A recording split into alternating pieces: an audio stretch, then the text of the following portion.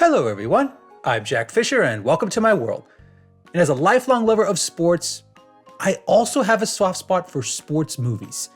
It's true that I have many fond memories of watching football, baseball, and hockey with my dad, but I also have fond memories of watching movies like Rookie of the Year, Major League, The Mighty Ducks, The Sandlot, and The Babe. Those movies weren't just entertaining distractions during the off-season. They were uplifting, feel-good underdog stories that captured and celebrated the true spirit of sports. And when done right, they would leave you cheering at the end as though your favorite team just won the world championship. And then there's a movie like BASEketball. This 1998 comedy basically takes all those classic sports tropes, throws them in a blender, lights them on fire, and adds some crude South Park-style humor into the mix. The end result is a movie that has no business being a worthwhile sports movie. And yet, I would still make the case that BASEketball, with all its dirty jokes and scathing satire, is one of the greatest sports movies ever made. But what makes it great has less to do with its brand of 90s edgy comedy, and more to do with how it thoroughly lampoons sports as well as sports movies in general. Now, if you just read the premise for the movie, as well as the cast, you might be forgiven for seeing BASEketball as little more than a comedy cash grab. It stars Matt Stone and Trey Parker, the creators of South Park. And this movie came out just as South Park was becoming really popular, so in a sense, the real selling point of this movie had nothing to do with sports. But if you thought BASEketball was just going to be a glorified episode of South Park, complete with cussing, fart jokes, and cartoonish violence, well, you'd only be partially right. That is definitely part of this movie, but there's actually some real substance to the comedy, and that substance gets to the heart of why sports and sports movies take themselves too damn seriously. At the beginning of BASEketball, we're introduced to our two main characters, Joseph Cooper and Doug Reamer, aka Coop and Reamer. As kids, we see them fully invested in the spectacle of sports. They were actually at a World Series game where Reggie Jackson hit a game-winning home run. And Coop believed in that moment that he would one day achieve similar sports glory.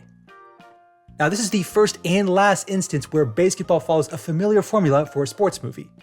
Because after this, the movie basically attacks the entire concept with weapons-grade satire, and it's as hilarious as it is salient. The movie basically creates this world in which every major sports league has collapsed, having exhausted every possible gimmick to keep the people interested. It's not overly elaborate, and it doesn't really try to be. It just pokes fun at how star athletes basically became hired mercenaries, and how the games themselves became less about the sports and more about the spectacle. Now, you could read whatever politics you want into this sort of setup, but even by the standards of 1998, BASEketball never framed this situation as a larger statement. This was just a foundation for the story it was trying to tell, and it definitely built on that premise. Flash forward to the present, and Coop and Reamer are all grown up, but they're hardly aspiring athletes. They're just a couple of jobless slackers who never grew up beyond a certain point.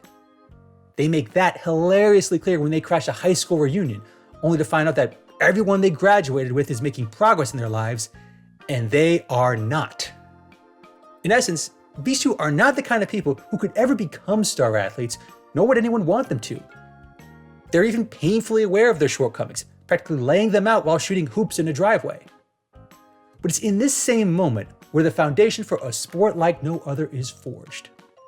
And wouldn't you know it, it was basically made up on the fly by Coop and Reamer to win a bet against a couple of guys who were clearly more athletic than them.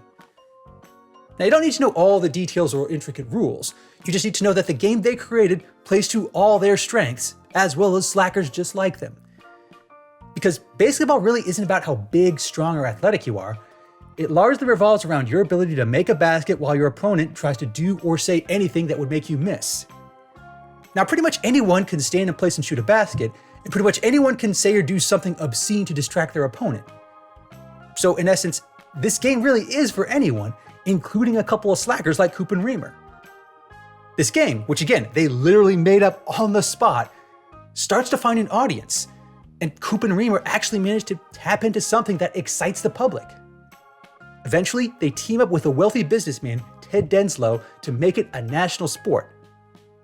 And fittingly enough, Coop and Reamer end up being star players for their local team, the Milwaukee Bears. But that is not the end of the movie. In fact, that's only the end of Act 1. Because the true meat of basketball isn't how this makeshift sport became popular, it's how Coop and Reamer navigate being pro athletes, and I use that term loosely. Because remember, these are not the kind of guys who spend hours a day training and studying to hone their craft. They're still slackers at heart. They still carry themselves as slackers. And creating basketball and becoming sports stars really doesn't change that, at least not at first. Things only really get complicated when beautiful women and rich assholes get involved, which tends to be the case in a lot of sports movies. Now, the subplot between Coop and Jenna Reed has plenty of quirks, not all of which are romantic. And that subplot does certainly come into play later on in the movie, but the real antagonist in basketball is Baxter Kane.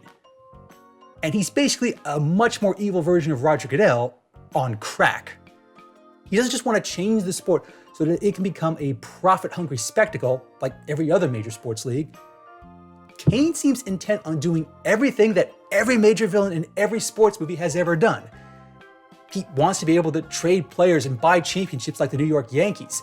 He wants to be able to price gouge fans with cheap merchandise made by child labor. He wants to blackmail other players and teams to ensure that games turn out in his favor. He's just so cartoonishly evil, but he kinda has to be. Because Coop and Reamer are just so dense and stupid at times that it's hard to manipulate them through traditional means. Even when Baxter succeeds in driving a wedge between them, he still ends up being one of the funniest characters in the movie. At one point, Baxter gets so frustrated with trying to be subtle about his motives, it's as though he himself gets frustrated with the extent of the satire in this movie. But that just makes the way things play out even funnier. Because even if basketball borrows many plots and themes from other sports movies, it never tends to be anything other than a big elaborate joke. Even when there are serious moments, such as when Coop and Reamer rebuild their shattered friendship, it doesn't try to force any drama.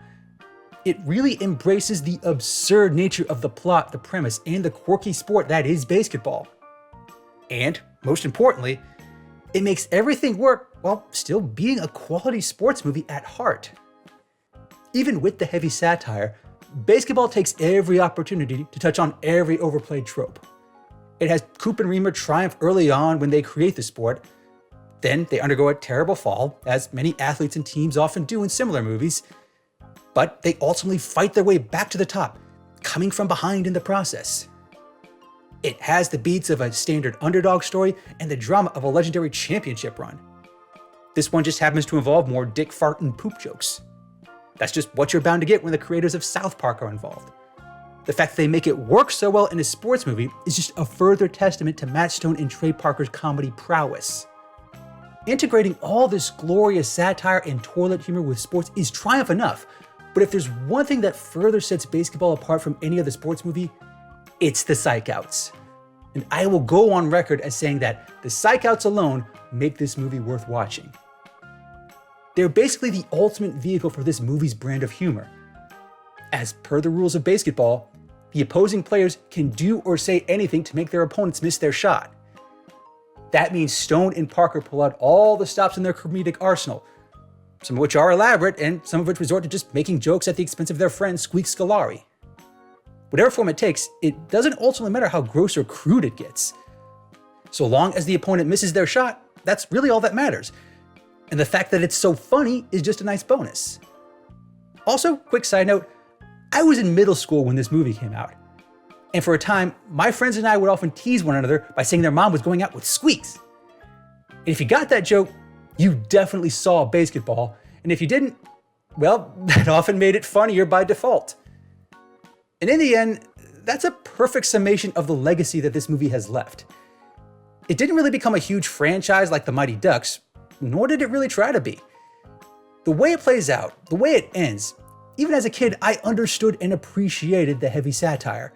And as I've gotten older and watched professional sports evolve as an industry, I've only come to appreciate basketball even more. Even by today's standards, this movie holds up remarkably well. The way it lampoons professional sports and the athletes the public glorifies, it's both remarkable and refreshing. It makes the case that the feel-good underdog stories we love in sports movies are just inherently absurd by nature. But at the same time, there's this unique appeal that's hard to deny. BASEketball just dares to tell that story, embrace the absurdities, and throw in a few fart jokes here and there. And if that's not enough to convince you that BASEketball is one of the greatest sports movies ever made, well, then you're probably going out with squeaks, because you're a little bitch. Thanks for watching, everyone, and thanks for joining me in my world. Please remember to like, comment, and subscribe, and until next time, take care and stay safe.